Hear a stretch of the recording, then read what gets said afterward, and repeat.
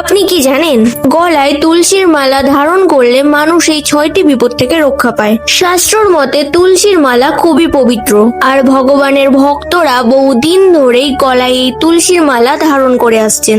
Number 1, বজ্রপাত মৃত্যুর থেকে রক্ষা।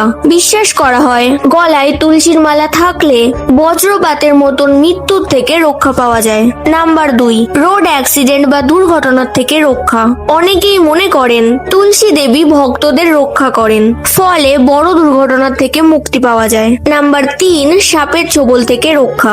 যেমন অনেক সাপুড়িরা সাপের খেলা দেখানোর সময় হাতে তুলসীর ডাল রাখেন, আর এটাতে বিশ্বাস করা হয় সেই সময় কোনো কারণে যদি সাপ কোনো সাপুড়িকে ছোবলও মারে, হাতে তুলসীর স্পর্শ থাকার কারণে সাপের বিষ শরীরে যেতে অনেক সময় ব্যর্থ হয়ে যায়। নাম্বার 4, রাতে ভয়ঙ্কর স্বপ্ন থেকে মুক্ত। রাতে ঘুমানোর সময় আমরা ভয়ঙ্কর স্বপ্ন দেখলে আতঙ্কিত হয়ে যায়। তুলসীর মালা সেই সব ভয়ের অশুভ স্বপ্নকে দূর করতে সাহায্য করে বলে বিশ্বাস করা হয়। নাম্বার 5, মৃত্যুর পর নরকবাস থেকে মুক্তি।